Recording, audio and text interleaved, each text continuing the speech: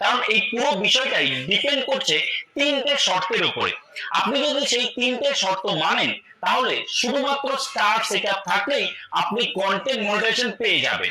এবং যারা যারা কন্টেন্ট মনিটাইজেশন পাচ্ছে শুধুমাত্র স্টার সেটআপে, তাদের পোস্টে যে এমন খুব ভিউ আসছে তা কিন্তু নয়, তাদের অনেক ফলোয়ার্স আছে তাও কিন্তু নয়, শুধুমাত্র স্টার সেটআপটা তারা কোনো রকমে পেয়েছে এবং তারা কিন্তু কন্টেন্ট মনিটাইজেশন পেয়ে যাচ্ছে। তো সেখানে তারা তিনটে শর্ত কিন্তু মানছে। সেই তিনটে শর্ত কি? প্রথমত, রিসেন্টলি ফেসবুকও কিন্তু নিজের থেকে অফিসিয়ালি আপডেট দিয়েছে। যারা রেগুলার আমার চ্যানেল ওয়াচ করেন তারা জানেন সেই আপডেটটা কি।